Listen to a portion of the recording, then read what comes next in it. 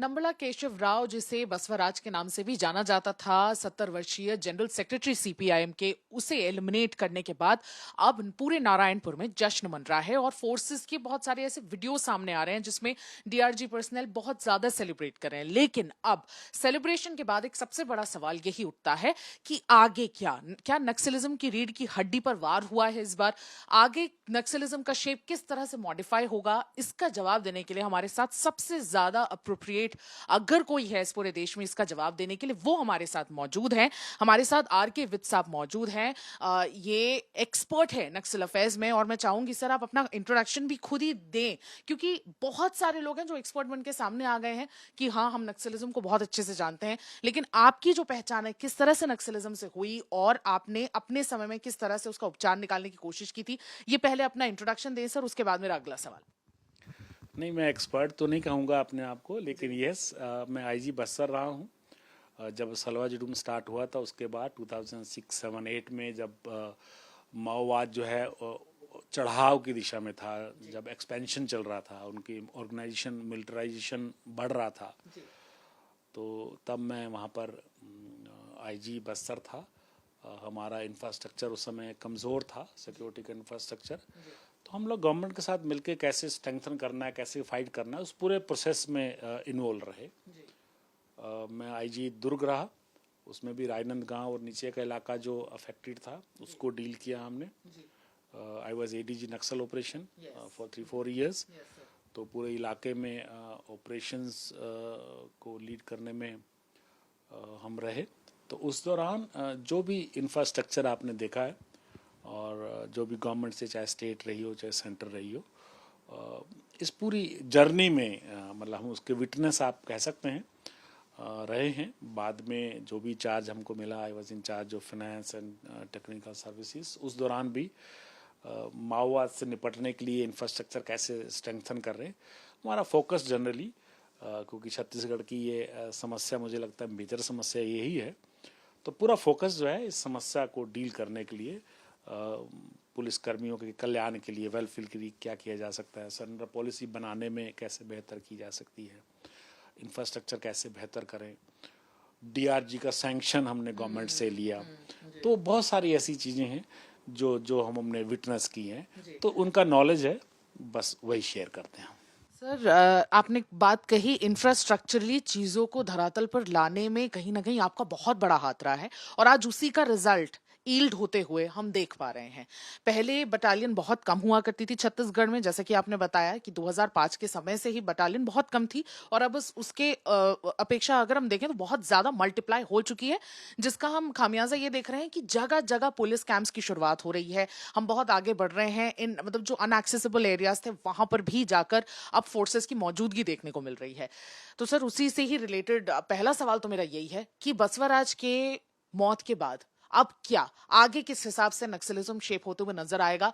क्या सच में इस बार रीढ़ की हड्डी पर वार हुआ है और ये इसकी इंपॉर्टेंस किस तरह से आप देख रहे हैं इस पूरे इंसिडेंट की? देखिए, सीपीआई माओवादी पार्टी बेस्ड ऑर्गेनाइजेशन है और महासचिव की बड़ी महत्वपूर्ण भूमिका रहती है। नेक्स्ट स्टेप क्या लेना, हालांकि इनका पॉलिट ब्यूरो रहता है, ये कांग्रेस रहती है, जो बड़े डिसीजंस होते हैं जनरली बड़ी बॉडी लेती है।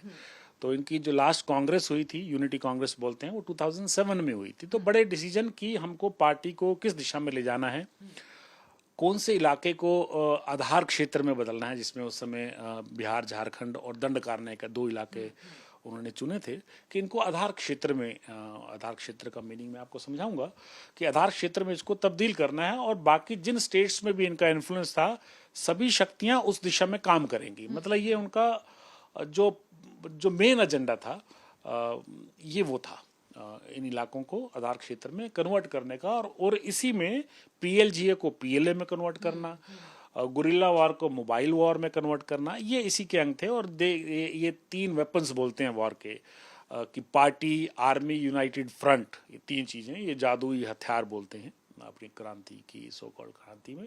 तो इनको मजबूत करना, इनके माध्यम से आगे बढ़ना, तो ये इनका 2007 का एजेंडा था और ये उसी दिशा में काम कर रहे हैं। तो महासचिव, और अगर समय समय पर मान लीजिए दोबारा कांग्रेस जनरली 5 साल करने का होता, उसके बाद कांग्रेस नहीं कर पाए हैं ये, तो उसके बाद जो सेंट्रल कमेटी रहती है, इनकी टॉप मोस्ट बॉडी रहती है, उसका कर्तव्य है कि वो डिसीजन ले बीच में जब भी आवश्यकता पड़े। हर साल मिलने का होता है लेकिन मिल नहीं पाते हैं, जनरली 2-3 साल में मीटिंग्स होती हैं। और जब पूरी सेंट्रल कमेटी मेंबर जब ये पूरा 2007 में जो कांग्रेस हुई थी, I think the number of CC members were more than 40 से भी ज़्यादा उनके सदस्य थे। तो उनका भी क्योंकि अलग अलग इलाके में इनकी जिम्मेवारियां रहती हैं तो वो भी नहीं मिल पाते, तो इनका एक पॉलिट ब्यूरो रहता है। जनरली 7 सदस्यों का पहले रहता था, तो सीनियर मेंबर्स हैं, सभी इलाकों के जो सीनियर मोस्ट रहते हैं वो मिलकर पॉलिट ब्यूरो बनाते हैं, तो वो निर्णय वो लेते हैं। तो ये उसमें सबसे प्रमुख क्योंकि महासचिव रहता है, तो स्ट्रेटजी अगर कोई टैक्टिक्स में बदलाव कर रहे हैं, देखिए स्ट्रेटजी जो तय कर लेते हैं सामान्यतः वो तय कर ली जाती है उस समय कांग्रेस में। उसके बाद अगर कोई परिस्थितियां एकदम से बदलाव आ जाएं तो ये पॉलिट ब्यूरो में इनके हाथ में रहता है, क्योंकि ये बिलीव करते हैं कमेटी की वर्किंग में। मतलब एक आदमी निर्णय नहीं लेगा, ग्रुप एक निर्णय लेता है। जनवादी केंद्रितता बोलते हैं वो, कि सबका सुन के निर्णय लेना लेकिन फिर वो लागू सबको करना, है ना। तो वो इनका जो पॉलिट ब्यूरो है वो निर्णय लेता है। तो उसमें क्योंकि हेड है महासचिव, तो उसके मरने पर डेफिनेटली बहुत असर पड़ेगा, लेकिन फिर भी कमेटी अभी बाकी सदस्य होते हैं तो आगे वो पार्टी जो है आगे बढ़ती है। तो महासचिव का मरना जो एक स्पेशल सिक्योरिटी साथ में रखता है वो महत्वपूर्ण है। सुरक्षा बलों के लिए बहुत बड़ी सफलता मैं इसको कहूँगा, और माओवादियों के लिए झटका भी बोलूँगा, क्योंकि उसकी सुरक्षा के लिए एक स्पेशल कंपनी रहती है, यहाँ सीसी प्रोटेक्शन कंपनी बोलते हैं, 7 नंबर कंपनी से जानी जाती है। फिर वो जिस इलाके में जाता है वहाँ के जो प्लेटून्स हैं, एरिया कमेटीज़ हैं, वो रहती हैं। दूर दूर तक मिलिशिया काम करते हैं, क्योंकि ये उन्हीं इलाकों में ज़्यादा घूमते हैं जहाँ पर इनकी जनता सरकार ज़्यादा मजबूत होती है। मतलब ग्राउंड लेवल पे मास ऑर्गेनाइजेशन जहाँ इनकी मजबूत होगी, उनका भ्रमण ज़्यादा उसी इलाके में रहेगा। बड़े सिंपल सी बात है, जहाँ मास ऑर्गेनाइजेशन रहेगा उनका नेटवर्क स्ट्रांग रहेगा, अर्थात पुलिस के आने की मूवमेंट उनको बहुत जल्दी मिलेगी, तो उन इलाकों में ज़्यादा भ्रमण करते हैं। तो इनका सिक्योरिटी का दायरा बहुत ज़्यादा रहता है। तो इसका देखिए असर जो पड़ता है, 2 टाइप से मुझे लगता है असर है। एक तो इनके बाकी सीनियर जो सीसी मेंबर्स हैं, कंपेरेटिवली तुलना में देखेंगे तो उनकी सिक्योरिटी कम रहती है। अगर ये कंपनी लेके घूमते हैं तो प्लेटून लेके घूमते हैं। अगर इनके पास 60-70 लोग रहते हैं तो उसके पास 30-40 लोग रहते हैं, 30-35 कम भी हो सकते हैं, 20-25 हो सकते हैं, प्लेटून हो सकता है। तो एक उनको चिंता ऑटोमेटिकली होगी कि वो भी कभी भी घेराबंदी उनकी हो सकती है, तो उनका मूवमेंट अपने आप वल्नरेबल होगा। एक तो ये उनमें आपस में डर का माहौल होगा। दूसरा, जूनियर कार्डर्स पे जो एडवर्स इम्पैक्ट पड़ता है कि अगर इतना बड़ा उनका मेंबर जो लीडर है टॉप मोस्ट, वो पुलिस घेर के उनको मार सकती है, उनकी सिक्योरिटी को ब्रीच कर सकती है सक्सेसफुली, तो नीचे वाले छोड़ के जाना चाहेंगे। उनको लगता है कि अब ये लड़ाई नहीं जीती जा सकती। जब उनका महासचिव मारा जा सकता है तो वो लड़ाई नहीं जीत सकते हैं। तो मुझे लगता है आने वाले समय में सरेंडर्स में इंक्रीज, तो जो सरेंडर है वो बढ़ सकते हैं। तो एक तो इनके सीनियर कार्डर्स में कुछ ना कुछ बदलाव लाने की कोशिश करेंगे ये अपनी, जो उन्होंने तय किया था पिछले साल उनके पुलिस ब्यूरो का जो निर्णय था कि किस प्रकार से आगे बढ़ना, एक उस निर्णय में कुछ बदलाव करेंगे। और दूसरा मुझे लगता है सरेंडर आगे बढ़ सकते हैं। सर, कौन है अब आगे जो इस पोजीशन को ले सकता है? क्योंकि जैसा कि आपने कहा पॉलिट ब्यूरो में एक डेफिनेटली हेड की मौत हो गई है, लेकिन बाकी मेंबर्स भी अभी हैं, तो उनमें से कौन ऐसा एक पोटेंशियल कैंडिडेट है जो अब इस पोजीशन को आगे ले सकता है? देखिए कई सीसी मेंबर्स हैं, 2 मुझे लगता है जो जिनके दावेदारी ज़्यादा हाइपोथेटिकल क्वेश्चन है। मैं केवल उनकी वर्किंग को देख के कुछ असेसमेंट लगा सकता हूँ। देखिए नंबर 2 पर अभी है वो देवजी बोलते हैं उसको, थिप्पर त्रिपुती देवजी है, जो इस समय सेंट्रल मिलिट्री कमीशन का इंचार्ज है। तो वो मिलिट्री का ओवरऑल, बसव राजू ये पहले मिलिट्री का इंचार्ज हुआ करता था, जो जिसने कमान संभाली महासचिव की। तो इसके बाद नंबर 2 में जो आता है वो देवजी हैं। देवजी वो व्यक्ति है, जब यहाँ मिलिट्री फॉर्मेशन जब बनने लगे थे, जब पहला प्लेटून बना था और जो हमारा गीदम पुलिस स्टेशन है दंतेवाड़ा में, उस पर अटैक हुआ था, तो उस प्लेटून को लीड करने वाला देवजी था। तो मिलिटरी वो काफ़ी स्ट्रांग है। तो एक तो उसकी दावेदारी बनती है। दूसरा एक है वेणुगोपाल राव उर्फ भूपति भी बोलते हैं उसको, सोनू भी बोलते हैं, और अभी उसके नाम से, अभय नाम से प्रेस वार्ता की जो प्रेस की रिलीज भी काफ़ी आती है। सेंट्रल रीजनल, इन्होंने क्या किया है, माओवादियों ने पूरे इलाके को, उनके जो इन्फ्लुएंस की एरिया है, कुछ रीजनल ब्यूरोज में तब्दील किया हुआ है। टोटल 5 एक समय में मैक्सिमम हुआ करते थे, पर इस समय एक्टिव 2 ही हैं अभी। एक है सेंट्रल रीजनल ब्यूरो और एक है eastern regional bureau. Eastern regional में बिहार झारखंड के इलाके आते हैं और सेंट्रल रीजनल ब्यूरो में हमारा इलाका आता है, मतलब दंडकारण्य आएगा, उड़ीसा स्टेट कमेटी आती है, एओबी आता है, नॉर्थ तेलंगाना आता है, एमएमसी आता है। तो ये 5 एरियाज जो हैं इसके अंदर आते हैं। तो इसका जो सचिव है वेणुगोपाल, वो इंचार्ज है। तो वो पॉलिटिकली वो वेणुगोपाल है जो जब दंडकारण्य स्पेशल जोनल कमेटी बनी थी 1995 में, उस समय वो पहला सचिव भी रहा है दंडकारण्य का। तो उसको इलाके का पर्सनल नॉलेज भी है, वो सचिव रहा है, पॉलिटिकली भी स्ट्रांग है। तो मुझे लगता है उसकी दावेदारी जो है वो सेंट्रल कमेटी का सदस्य है और सीआर भी है, और तो उसकी दावेदारी मुझे लगता है तो ये 2 में से बनने के चांसेस ज़्यादा है।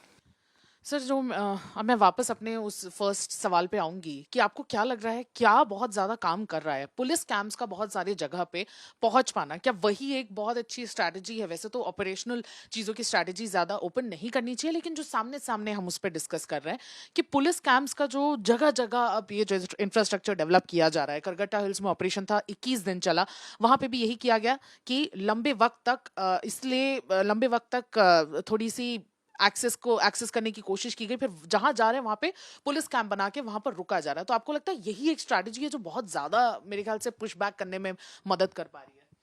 देखिए 4-5 कारण मैं मानता हूँ जो लगातार सक्सेस मिलने के कारण हैं। और एक तो कारण मुझे लगता है जो स्ट्रॉन्ग पॉलिटिकल विल है, एक तो उसको मैं मेन मानता हूँ कि केंद्र और राज्य मिलकर उन्होंने एक टारगेट तय किया है और उस दिशा में फोर्सेस आगे बढ़ रही हैं। जब केंद्र और राज्य दोनों मिलकर काम करते हैं तो जो केंद्रीय बल रहते हैं, क्योंकि हमारी 50 से ज़्यादा बटालियन सीएपीएफ की हैं, तो केंद्रीय बल जो राज्य बल होते हैं दोनों में जो कोऑर्डिनेशन होता है वो बेहतर होता है। आपने कैंप लगाने की बात करी, तो जो कैंप्स का जो रीडिप्लॉयमेंट होता है, मान ली सीआरपीएफ को कैंप लगाना है, आईटीबीपी को कैंप लगाना है, तो कैंप लगाने में डिले नहीं होगा अगर कोऑर्डिनेशन अच्छा होगा, ऊपर से स्टेट सेंटर में पॉलिटिकल विल होगी आगे बढ़ने की, तो वो कैंप बहुत जल्दी लगते हैं, डिले नहीं होता उसके अंदर। तो उसमें ऑपरेशनल एज मिलता है फोर्सेस को, राइट। तो पहला अगर पॉलिटिकल विल है, तो दूसरा कैंप्स का कारण है। देखिए पुलिस का मूवमेंट वल्नरेबल क्यों रहता है? जब आपको ऑपरेशन करने में लार्ज डिस्टेंसेस कवर करने पड़ते हैं, आपको सपोज 20-25 किलोमीटर कवर करने हैं और वापसी में जिस इलाके से आपको रिट्रीट करना है, वापिस आना है, उसमें मान लो जी माओस की ऑर्गेनाइजेशन स्ट्रांग है, तो आप वल्नरेबल हो जाएंगे, आप एम्बुश हो सकते हैं, कहीं आईडीज का शिकार हो सकते हैं। ऐसी काफ़ी घटनाएं हुई हैं पहले। लेकिन जैसे जैसे आप आगे बढ़ जाते हैं तो वो एरिया जो माओवादियों की मूवमेंट का जो एरिया वो रिस्ट्रिक्ट हो जाएगा। आप आगे बढ़ रहे हैं, माओवादियों को पीछे हटना पड़ेगा, अर्थात उनका नेटवर्क वहां टूटेगा, उनकी मूवमेंट कमजोर हो जाएगी और आपकी पकड़ उसमें बढ़ेगी। तो आपके कैंप लगाने से जो वल्नरेबिलिटी है पर्टिकुलरली ड्यूरिंग रिट्रीट वो कम हो जाएगी और आपको लॉन्चिंग पैड्स बहुत ज़्यादा मिलेंगे। आपको चलने की जो डेप्थ जो आपको कवर करनी है, अगर हम अब आज भामरागढ़ के बॉर्डर पर बैठ गए, गढ़चिरौली के उसके नज़दीक हो गए, तो नेचुरली नज़दीक इंद्रावती नदी को के पास पहुंचना बहुत मुश्किल नहीं होगा आज हमारे लिए। अगर मुझे 50-60 किलोमीटर चलना है या 5-7 किलोमीटर चलना है तो उसकी तुलना आप कर सकते हैं। तो ऑपरेशनल एज जो मिलता है कैंप्स लगाने से वो हमको मिल रहा है। तीसरा महत्वपूर्ण कारण है डीआरजी का इवोल्व होना। देखिए एक समय था जब डीआरजी नहीं था, तो थानों से हमारे पुलिस अधीक्षक थानों के बल से कुछ जवानों को निकालते थे, ऑपरेशन लॉन्च करते थे। जहां थानों की और कैंप्स की सुरक्षा महत्वपूर्ण होती थी, तो आप एक लिमिट के बाद वो उससे ज्यादा व्यक्ति नहीं निकाल सकते, है ना। तो पुलिस अधीक्षक के हाथ में या आईजी के हाथ में बल बहुत ज्यादा नहीं होता था, तो ऑपरेशनल जो इंडिपेंडेंस होनी चाहिए एसपी को वो नहीं होती थी, तो वो डिपेंडेंसी सीएपीएफ पर रहती थी। तो जैसे डीआरजी हमने सरकार को बताया कि डीआरजी की आवश्यकता है, एक बल सैंक्शन किया जाए, पुलिस अधीक्षक के हाथ में एक ऐसा बल रहे, तो मुझे याद आ रहा है 2015 में ये बल सैंक्शन हुआ। आज 10 साल हो गए उस बल को। तो सुकमा, बीजापुर, दंतेवाड़ा में सबसे पहले सैंक्शन हुआ, फिर धीरे धीरे बाकी जिलों में भी कुछ जिले शायद अभी बचे हुए थे। तो डीआरजी सैंक्शन हुआ तो पुलिस अधीक्षक के हाथ में एक बल आया, वो लोकल बल का मतलब है वहां के जवान जो इलाके को जानते हैं, जो रूट जानते हैं, हो सकता है उनका कोई रिश्तेदार नक्सली भी हो, ऐसे भी कई जवान हैं हमारे। तो छिपने की जगहें, चलने की जगहें, कहाँ पानी मिलेगा, कहाँ पहाड़, कहाँ माओवादी छिप सकते हैं, भाषा का ज्ञान, तो ये ज्योग्राफी जानना, उसकी रूट्स की नॉलेज जानना, माओवादियों की चाल चलन को समझना, ये टाइम के साथ बेहतर होता गया। तो जब और कुछ हमारी जो पॉलिसी है, रिहेबिलिटेशन की पॉलिसी है सरेंडर की, उसमें एक आईजी की अनुमति से पुलिस अधीक्षक को अधिकार है कि कुछ लोगों को आरक्षक बना सके। तो कुछ लोग जो अच्छे हैं, जो ऑपरेशन में सहायता कर रहे हैं, जिनका कंडक्ट अच्छा रहा है आफ्टर सरेंडर, उनको कुछ लोगों को ये जिम्मेवारी भी दी गई है। They are part of that DRG. तो मुझे लगता है ग्रेजुअली डीआरजी जो इवोल्व हुई है और लीडर्स भी उसमें हमारे हैं, तो उससे काफ़ी अपर हैंड हमारी फोर्सेस को मिला है। एक कारण मुझे और लगता है वो है यूज़ ऑफ टेक्नोलॉजी। देखिए, पहले हम एनालॉग सेट्स यूज़ किया करते थे, हमारी बातचीत नक्सली सुन लिया करते थे, स्कैनर उनके पास थे, उनके पास बड़े सेट भी हैं, तो बात सुन लिया करते थे तो लीक हो जाती थी बातें। तो कई बार ऐसे पुलिसकर्मी, सुरक्षाकर्मी फंसे भी हैं उनके एम्बुश में। तो हमने धीरे धीरे टेक्नोलॉजी, हमने चाहे पुलिस मॉडर्नाइजेशन फंड का इस्तेमाल करके, हमने सबसे पहले जो एसआरई हमारे अफेक्टेड डिस्ट्रिक्ट थे, जो सिक्योरिटी रिलेटेड एक्सपेंडिचर के जो हमारे ज़िले हैं, जिनको माओवादी जिला बोलते हैं हम, एमएचए बार बार उनको रिवाइज करता है उस लिस्ट को, तो वो जो प्रभावित ज़िले हैं, हमने सबसे पहले उन फंड का यूज़ करके, जो टेलीकम्युनिकेशन हेड के तहत हमने वायरलेस सेट्स को बदला, डिजिटाइज किया। तो उसमें जो मैसेज होते हैं वो इनक्रिप्टेड होते हैं, मतलब वो जब रिलीज होता है मैसेज तो वो कोई दूसरा सुन नहीं पाता, क्योंकि वो कोडेड रहता है। और अगर वायरलेस सेट चोरी भी हो जाता है तो दूसरा यूज नहीं कर सकता, क्योंकि आप उसको रिमोटली किल कर सकते हैं। तो हमने एक तो ये इसका बदलाव किया उसके अंदर, तो लीक आपकी कम होने लग गई। दूसरा, ड्रोन्स का यूज आने लगा। हमने इजराइल से खरीदा था पहले, एनटीआरयू के सहायता से हमारा एक ड्रोन था बड़े वाला। तो पहले स्ट्रेटेजिक ड्रोन्स बोलते हैं, आप सर्विलांस कर सकते हैं एरिया के, लेकिन सपोज मुझे ऑपरेशन चलाना है तो मुझे अभी चाहिए जिसको मेरी बटालियन जो ऑपरेशन कर रही है, मेरी इकाई जो ऑपरेशन कर रही है, वो टेक्टिकल यूज कर ले। तो अभी छोटे ड्रोन्स, ग्रेजुअली छोटे ड्रोन्स आने लग गए, कुछ लाखों में आने लग गए, जिनको परचेज करना थोड़ा ईजी भी हो गया। वो 20-25 मिनट चलते हैं, आधा घंटा चलते हैं, और 2-3 किलोमीटर का एरिया कवर करते हैं। तो अगर आप अपने मूवमेंट से पहले उसका यूज़ करते हैं तो आपको ये पता लग जाता है कि कोई एम्बुश में तो नहीं बैठा, तो आपका मूवमेंट कम से कम वो सेफ हो जाता है। तो मुझे लगता है टेक्नोलॉजी, एक जो कमी रही है टेक्नोलॉजी में वो है डीएसएमडीज, और जो हमारे माइंड्स को डिटेक्ट करने की जो टेक्नोलॉजी है वो, उसमें कोई खास परिवर्तन नहीं हुआ है। तो अदरवाइज टेक्नोलॉजी का यूज़ भी पहले से बेहतर हुआ। तो ये जो मैंने कारण बताए हैं, फॉरवर्ड बेसिस का लगना, डीआरजी का इन्वॉल्व होना, सेंटर स्टेट के कोऑर्डिनेशन बेटर होना, टेक्नोलॉजी का यूज़ है, और पॉलिटिकल वे, ये सारे कारण हैं जो मुझे लगता है जिसका रिजल्ट 1-1.5 साल में मिल रहा है। सर, एक बहुत हम एक कहीं ना कहीं डेडलाइन के साथ भी यहाँ की पुलिस डील कर रही है कि मार्च 2026 एक बोल दिया गया है अमित शाह द्वारा, जो हमारे होम मिनिस्टर हैं, कि भाई खत्म हो जाना चाहिए, नक्सल मुक्त भारत अभियान चल रहा है, उसके तहत रोज एंटी नक्सल ऑपरेशंस चल रहे हैं। अभी करगट्टा हिल्स में भी जो सारी चीजें हुई, लगातार उनके नक्सल के तरफ से स्टेटमेंट्स रिलीज किए गए हैं कि बिल्कुल सीज फायर कर दिया जाए, ताकि हम बातचीत का एक माहौल जो है वो तैयार कर सकें और बातचीत आगे हो पाए। आपको क्या लग रहा है सर, पहले तो ये डेडलाइन, पहला इस क्वेश्चन का एक मेरा सब क्वेश्चन ये है कि ये डेडलाइन जो दी गई है, क्या प्रैक्टिकली पॉसिबल है ग्राउंड धरातल पे माओइस्ट खत्म करना या माओइज्म खत्म करना, दोनों में से क्या आपको लग रहा है कि ये पॉसिबल हो पाएगा? थर्ड और सेकंड मेरा जो सवाल है वो ये है कि आप किस तरह से इनके अभी जो स्टेटमेंट्स आ रहे हैं उनको रीड कर पा रहे हैं, उनको डिकोड कर पा रहे हैं कि क्या ये कहना चाह रही है, वल्नरेबल हो गए हैं अभी? देखिए, आपको पहला प्रश्न कि डेडलाइन के बारे में, देखिए जब भी आप कोई डेडलाइन फिक्स करते हैं तो जो इकाइयां रहती है उसको ध्यान में रख के काम करती हैं, तो काम स्पीड अप होता है, क्योंकि आपकी परफॉर्मेंस जो है उससे मेजर की जाएगी, तो नेचुरली एक प्रेशर तो रहता है फोर्सेस के ऊपर। और जिस प्रकार से फोर्सेस आगे बढ़ रही हैं, तो मुझे लगता है सफिशिएंटली कंट्रोल में चीज़ें लाई जा सकती हैं। देखिए, दो चीज़ें इसके अंदर महत्वपूर्ण है, एक है डेडलाइन को फिक्स करना, दूसरा उस डेडलाइन को अचीव करने के लिए आपको जो स्टेप्स लेने हैं आपने वो लिए कि नहीं लिए। मान लीजिए आज सिक्योरिटी वैक्यूम है, कहीं पर बल नहीं है कुछ इलाकों में, तो क्या मैंने अतिरिक्त बल उसमें भेजे? क्या मैं भेज पा रहा हूँ वहां पर? मतलब मुझे अगर कुछ रिसोर्सेज एक्स्ट्रा चाहिए उसको अचीव करने के लिए, तो ये भी देखना पड़ेगा कि वो रिसोर्सेज मिले कि नहीं मिले। अगर वो रिसोर्सेज मिल रहे हैं और मैं लगातार आगे बढ़ रहा हूँ, तो सपोज कीजिए जहाँ पर बटालियन, जैसे सुकमा का मैं एग्जांपल लेता हूँ, तो सुकमा में बटालियन का आधा एरिया बटालियन का सुकमा में रहता था, मूवमेंट का जो एरिया था, तो आधा बीजापुर के साउथ एरिया में। वैसे बटालियन माओवादियों के कहीं भी जा सकती है, लेकिन सामान्यतः वो नीचे इलाके में रहती है, साउथ बस्तर में रहती थी, राइट। तो जब जब वहाँ सुकमा में बल अतिरिक्त मिला और वो चिंतावागू नदी तक उन्होंने कैंप्स लगा दिए, तो माओवादियों को पीछे हटना पड़ा, तो उनकी बटालियन को वहाँ से शिफ्ट होना पड़ा। तो सुकमा में अब वो आना उनका मुश्किल हो गया है।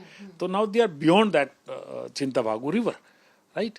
अब आप बासागुड़ा की और उस लाइन को, आवापल्ली बासागुड़ा रोड को देखेंगे, तो उसके साउथ में अभी कैंप्स थोड़े से लिमिटेड है हमारे। तो वहाँ फोर्सेस को अभी ट्रेवल करना पड़ेगा। कुछ कुछ कैंप्स लग गए हैं, पुजारी कांकेर से लेकर नीचे उसूर वाले, उसमें भी कैंप, काफ़ी कैंप्स लगे हैं अभी।